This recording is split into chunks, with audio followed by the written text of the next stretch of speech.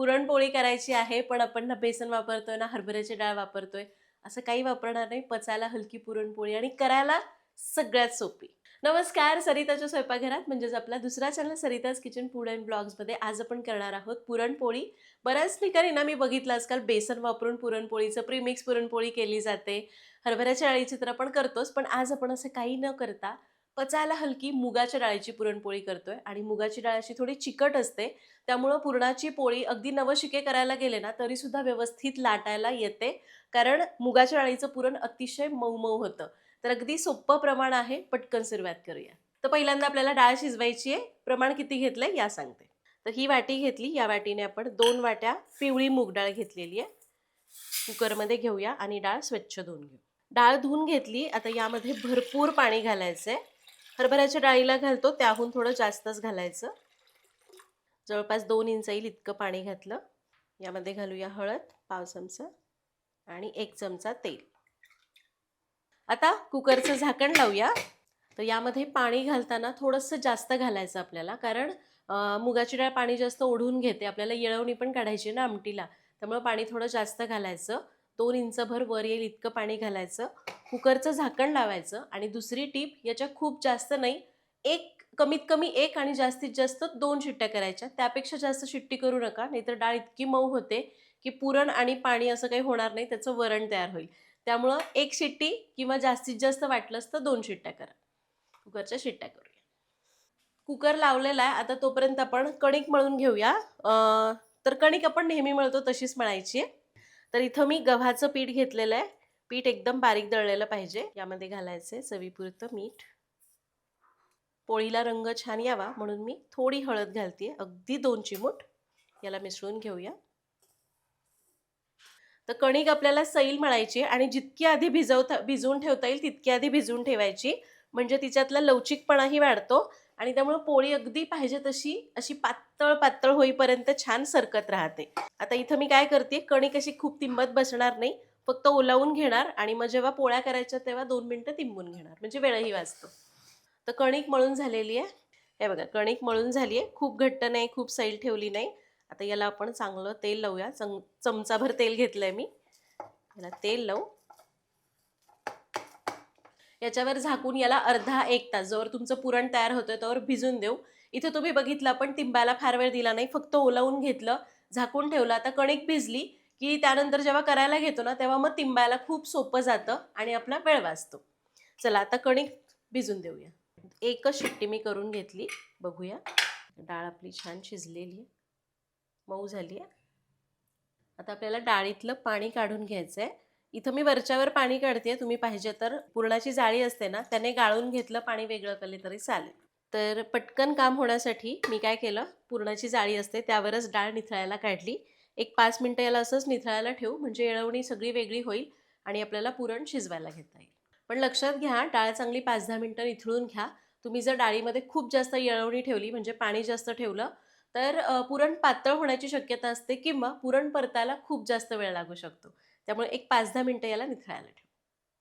आणि हे बघा, डाळीतलं पाणी चांगलं निथळलंय, इतकी येळवणी निघाली. तर याला आपण गाळून घेतलंय. डाळ चांगली निथळली. हे खाली जे राहिलेलं पाणी आहे याला कटाचं पाणी किंवा येळवणी म्हणतात. त्याची आपल्याला नेहमी करतो ना तशीच आमटी करता येईल. आता आपण चटका देऊन घेऊया. आता आपण जो कुकर शिजवायला घेतला होता ना, डाळ शिजवायला, त्यातच मी चटका देणार आहे, कारण कुकर चांगला जाड तळायचा आहे. आता ही डाळ आपण या कुकरमध्ये काढूया.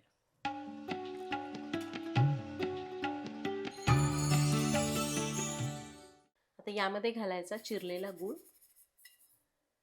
तर गुळाचं प्रमाण किती, जेवढी डाळ तेवढा गूळ, म्हणजे आपण 2 वाट्या डाळ घेतली त्यासाठी 2 वाट्या चिरलेला गूळ घालायचा. हरभऱ्याच्या डाळीला तर आपण इतकं प्रमाण वापरतोच, पण जर तुम्हाला थोडं कमी गोड करायचं असेल तर गूळ अजून थोडा कमी घातला तरी चालेल. आता मी काय करते, गॅस मोठाच ठेवते आणि गूळ याच्यामध्ये विरघळेपर्यंत याला परतून घेणार आहे. आणि हे बघा, गूळ आपला संपूर्ण विरघळला. गूळ विरघळला की हे आता पातळ दिसायला लागलंय. आता याला तोवर परतत राहायचंय जोवर हे चांगलं घट्ट होत नाही. तर गूळ पूर्ण विरघळला. आता मी काय करणार आहे, गॅस मी मोठाच ठेवते आणि याला पटापट मी सतत ढवळून परतून घेणार आहे. पण तुम्हाला वाटतंय की असं सतत उभं राहायला वेळ नाहीये, तर गॅस कमी ठेवा आणि मध्ये मध्ये 1-2 मिनिटांनी हलवून घ्या. आपल्याला आत्ता जेव्हा आपण हे बघतोय तर हे बघा, हा झाऱ्या आहे किंवा उलथान आहे, त्याच्यात ठेवलं की असं पडतंय, याचा अर्थ कन्सिस्टन्सी आलेली नाहीये. जेव्हा झाऱ्या याच्यामध्ये असं उभं राहील तेव्हा समजायचं पुरण तयार झालेलं आहे. आता आपण याला तोर परतूया जोर हे घट्ट होत नाही.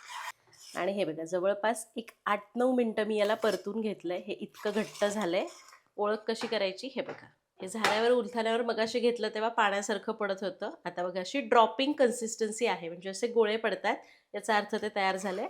दुसरी ओळख म्हणजे आपण मगाशी जेव्हा झाऱ्या आणि उलथानं असं पडत होतं याच्यामध्ये उभं केल्यावर, आता हे असं उभं राहतं, याचा अर्थ आपली कन्सिस्टन्सी आलेली आहे. आता आपण यामध्ये वेलची पावडर घालूया. सगळ्यात शेवटी घालूया वेलची पावडर आणि याला मिक्स करून घेऊ. याला मिक्स करायचं आणि गरम गरम असतानाच पुरण गाळून घ्यायचं. तर पुरण आपण जितकं गरम गरम असताना बारीक करतो ना, तितकं ते चांगलं पटकन बारीक होतं. गार झाला की हात दुखून येतो, वेळ लागू शकतो. इथं मी जाळी वापरते, पुरण यंत्रात केलं तरी चालेल. किंवा तुम्हाला जर दोन्ही नाही आहे तुमच्याकडे, तर तुम्ही सरळ एक गोष्ट करू शकता. हे पुरण चटका देऊन झालं की पूर्ण गार होऊ द्या आणि मग थोडंसं मिक्सरला फिरवून घ्या. पण मिक्सरला फिरवायचं आहे तर पूर्ण गार होणं गरजेचं आहे. आता पुरण मी जाळीतनं काढून घेते.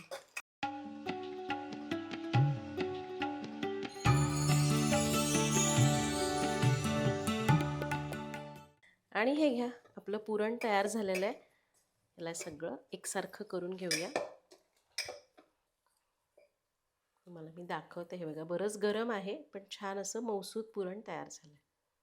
वाटतंय का हे मुगाच्या डाळीचं पुरण आहे? अजिबात नाही, पण चवीला खूप छान लागतं. येस, हलका फरक जाणवतो हरभऱ्याच्या डाळ आणि याच्यामध्ये, पण हे पुरण सुद्धा चवीला खूप छान लागतं. ही पुरणपोळी सुद्धा करायला एकदम सोपी आणि छान मऊ लुसलुशीत होते. आता पुरण आपण गरम असताना वापरायचं नाही, पूर्ण गार झालं की मग पोळ्या करायला घेऊ. आणि हे घ्या, पुरण सगळं गार झालंय. किती छान, आता तुम्हाला कळेल बघा किती छान असं पुरण तयार झालंय, एकदम मऊ आणि लोण्यासारखं. आणि त्याचबरोबर आपली कणिक पण चांगली मळलेली. आता पोळ्या करायला घेऊ. कणकेचा उंडा घेतला, तेवढाच आपल्याला पुरणाचा उंडा घ्यायचा किंवा त्याहून थोडा मोठा पुरणाचा उंडा घ्यायचा. या प्रकारे उंडा भरून घेऊया. अगदी आपण नेहमीची पोळी करतो तसंच करायचं आहे. मध्ये किंचित जाड ठेवायचं. थोडंसं आपण पीठ घालूया आणि पुरण भरूया. पुरण आत दाबायचं आणि कडा वर आणायच्या. छान बंद करून घ्यायचं.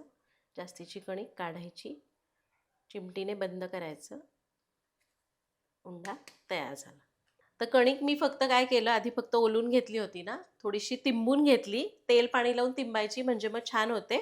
पण अगदी छान तासभर भिजली होती, त्यामुळे फार मळायची गरज पडली नाही. पुरण बघितलं तुम्ही मुगाचं आहे, पण वाटतंय का उलट जे हरभऱ्याच्या डाळीचं असतं ना, त्याहीपेक्षा हे पुरण छान एकसंध होतं आणि कणकेबरोबर मस्त पसरलं जातं. अगदी आता नेहमी आपण पुरणपोळी करतो तशीच पोळी लाटायची. फक्त पोळपाटावर ठेवलं की पहिल्यांदा लगेच लाटायला सुरुवात करायची नाही. आधी पोळीने बोटांनी व्यवस्थित कडायपर्यंत सारण पसरवून घ्यायचं आणि मग पोळी लाटायची. आता थोडं थोडं पीठ लावूया आणि पोळी हलक्या हाताने लाटूया. पोळी लाटताना अशा प्रकारे लाटायची. कडेने लाटायचं, फिरवायचं, कडेने लाटायचं, फिरवायचं. आणि हे घ्या, पुरणपोळी लाटून झालेली आहे. भरपूर सारणाची गुबगुबीत पोळी तयार आहे. भाजून घेऊया. तर तवा मध्यम गरम झाला, यावर थोडं तेल सोडूया आणि पोळी भाजायला टाकू. तर गॅस मी सुरुवातीला मध्यम करते. थोडेसे बबल्स आले की पोळी उलटून घेऊ. आता हे बघा 15-20 सेकंदांनी असे थोडे बबल्स आले, पोळी उलटून घ्यायची. आता गॅस मोठा करायचा आणि पोळी खरपूस भाजायची. पुरणपोळी, पराठा, थालीपीठ, भाकरी हे सगळं मोठ्या आचेवर करायचं. छान होतं, वातड होत नाही. आता तुम्हाला तेल लावायचं तेल लावा, तूप लावायचं तूप लावा, किंवा तुम्ही बिना तेल लावता सुद्धा पोळी भाजा आणि खाताना किंवा सर्व करताना वाढताना पानावर तुम्ही तूप वाढलं तरी चालेल. मी याला तेल लावते.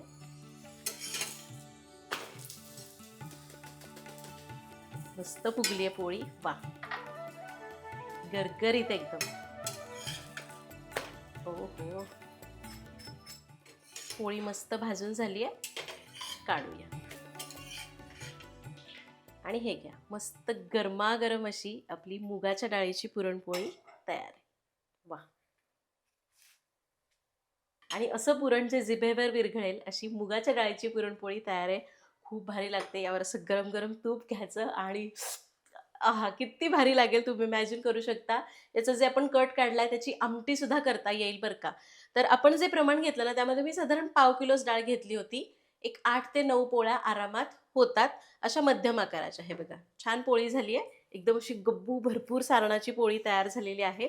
तर तुम्ही सुद्धा कधी चणा डाळ किंवा तुम्हाला पचायला जड होतंय आणि हरभऱ्याची डाळ नकोय म्हणून काही वेगळं करायचंय, तर ही मुगाच्या डाळीची पुरणपोळी एकदा एकदा नक्की करून बघा. तुम्हाला खूप आवडेल. करून बघा, कमेंटमध्ये सांगा. भेटूया पुढच्या भागात. Happy cooking.